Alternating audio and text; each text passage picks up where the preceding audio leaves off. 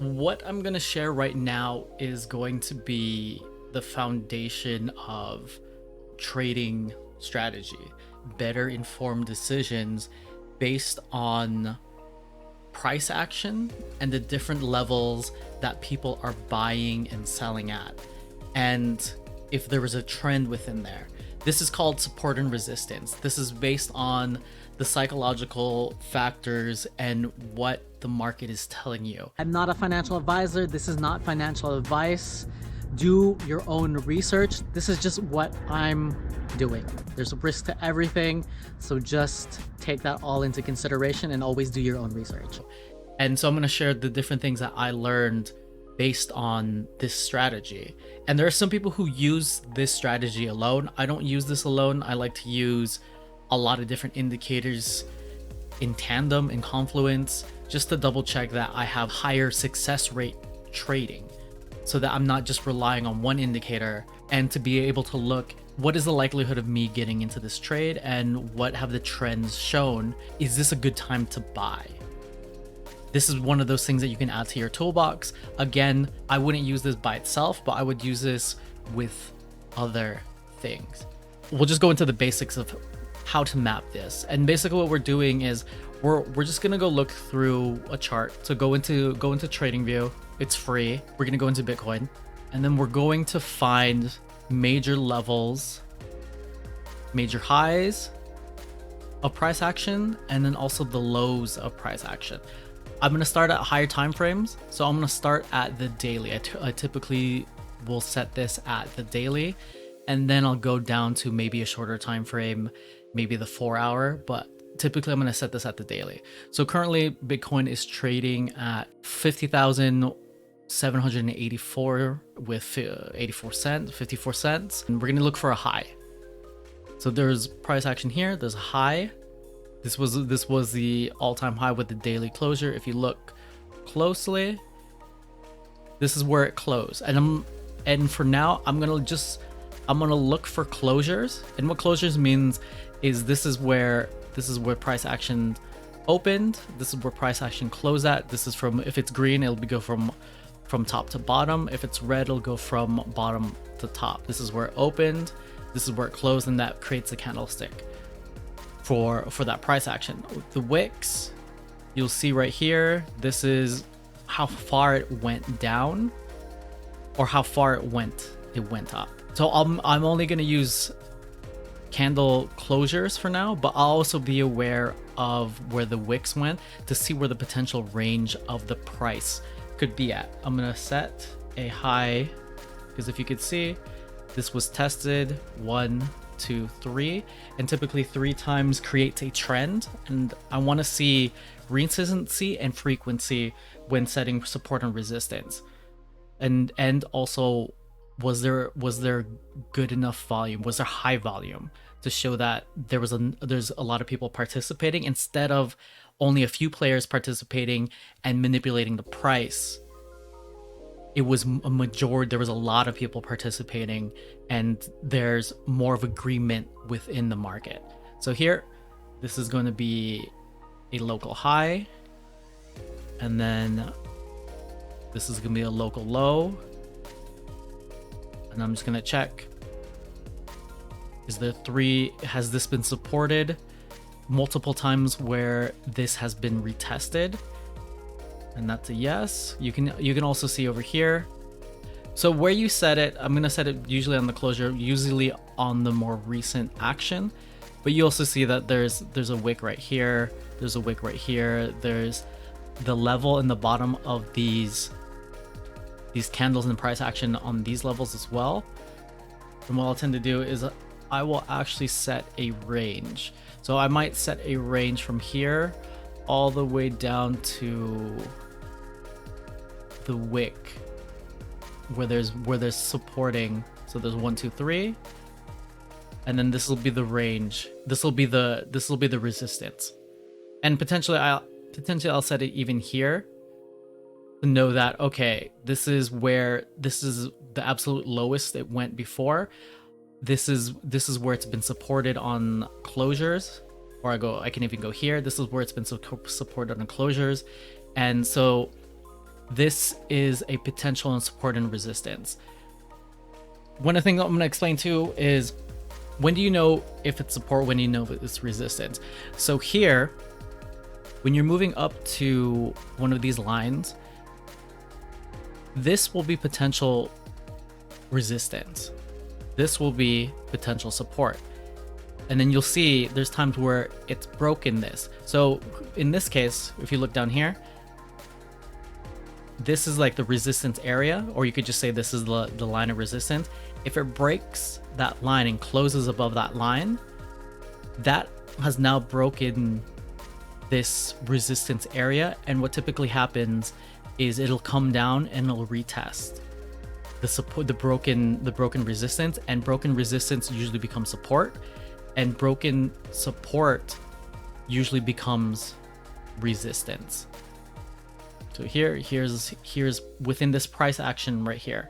Do you want to see this has just been moving up, or it could be something that's been moving down, and then now it establishes a high. There's an indicator that lets you see, that gives you a moving average to see. I have it on this chart here, and then you can add this so you can tell, is there higher volume than normal, to be able to establish these lines. This is the high. And then I'm gonna set this one as the low. You can see with price action, because this within this range of price action, this is going to be, this was the low. So I'm setting this, and I'm also confirming, compared to the participation in the volume, that this is also a good section to set. And we can see that it was supported here, and then you can see there was touches here, and here as well within the wicks. And then this is more recent, and these are the closures. So I'm gonna set it at this lowest one. These are the trend lines that I'm setting, support and resistance lines I'm setting here. And see, depending on where you were in price action, it'll depend on if this was resistance or if this was support. You can even set more resistant support and resistance lines with volume. So if you look here, this is support and resistance. So after this hit its high, price action tried to go all the way up that day, came back down. Then price action opened at here, came down to here, but got supported at the close. It did wick all the way down to here, meaning that the price action during the whole day went as low as 27,600, and then it got supported around this region, but ultimately it closed at the support line right here. And this is also why I like to look at candlestick closures on the daily, because of the volatility within Bitcoin. But you also have to be aware of these wicks and the potential volatility of Bitcoin and cryptocurrency, because one of the things that will happen is if you set a stop loss like right underneath here, you'll get stopped out, which means it'll hit your stop loss. So then one of the things I'll do is I'll look for where the lowest wick was, and then I'll set my stop loss around that area if it makes sense with my strategy and if it makes sense with where I'm heading. I'll also keep an eye out here. I would have set it, and then I would have got out of that trade, and then it would have kept going down lower. I'd be looking for entries when price action starts to settle and starts to reach some support, and then I'd look for an entry for like a long to go higher. So if you look here, this is support, another place to put some support and resistance. As you can see, we'll put more of a bias on recent action. Resistance, tried to go up, resistance, and then potentially this as well. So then this creates a line as well. So with support and resistance, this represents human psychology and where everybody and price action and what everyone is buying and what the market is agreeing on when they're selling and when they buy again. So this shows a line that people are going to be, in the past has been a trend, and that people are going to be selling at this or around this line, potentially this area. So if you were to look here, it could potentially be this whole area. So that would be something that I'd be looking at as well. This whole area would be potential resistance. So if you see, we went all the way up, got into this resistance area, and then tried to go higher, came back down, got back to the bottom of this resistance region and resistance line, tested, couldn't make it, people was sold, went back down, then coming down to this area, this was previous support, this broke it on a daily, then it started to go up. As you can see, it formed resistance here as well. So you can see it tried to go above this, tested, tried to make it up, but ultimately closed below the support line. Same on the next day, It closed, but the price action, you see this wick tested right all the way to this resistance and couldn't make it even above that, but continued to be supported at this support line. And so price action stayed around there. Can it go the other way? Yes. With this strategy, you're going to be basing your trades off of these levels, but you also have to be aware that they can break below or above these support and resistance, these resistance areas. So here we're looking at all of these closures, and then it tends to get, price action is moving sideways. It's getting supported inside this area. Tried to move up again, couldn't, closes around here, close to the support area. Same here. The wick tries to go up, test this resistance line, but ultimately closes close to here. And then here, if you're using the support line, you see that this was tested 1, 2, 3, 4, and then it broke. But we established this was a trend support line, and then it gets supported here, and then the next day, this is where it closed, moves up, it breaks this support right here at 33,000, and I actually had a long here because I was looking at the downwards trend, and then there was a pattern, there was a descending triangle in here as well. Well, I'll talk about patterns on another time. I took a long, and then I rode this all the way up until the top of here. I was aware of this support line and this one as well to be able to see if this was going to move up. And then you see there's high participation, high volume, and then it continues to move up. It breaks this, goes up. It actually retests this former support or gets close to it. Even this like little space here, this is considered testing to this next support line or this next resistance line. Then it doesn't come back. It retests, comes down, settles a little bit, retests our former broken resistance, which is now support. And then you can see it comes down, and then it bounces. This bounces up.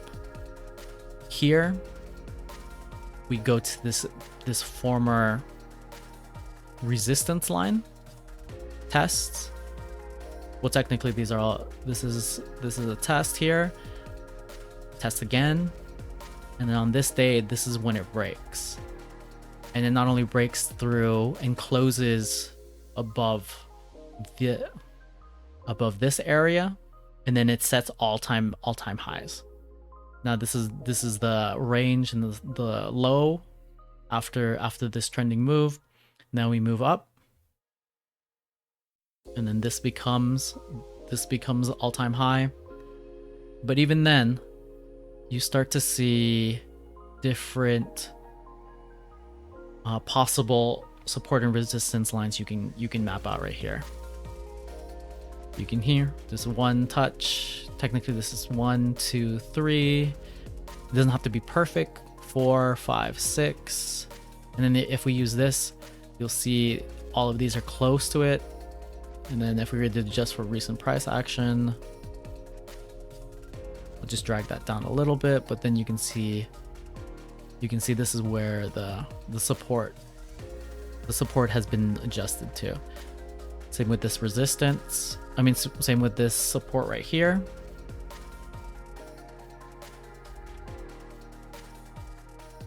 This was initially resistance.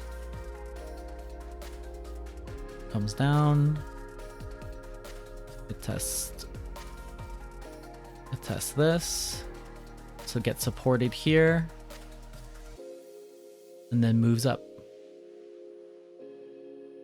And then here, you could see 1, 2, 3.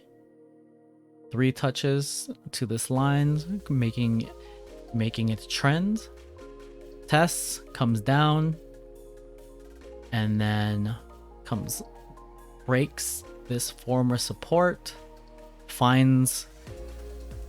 Now this becomes resistance. Now we move towards the next level of major support that showed from previous trends, and then this starts to support it, where it continues all the way down, but ultimately gets bought up until this area at the day closure.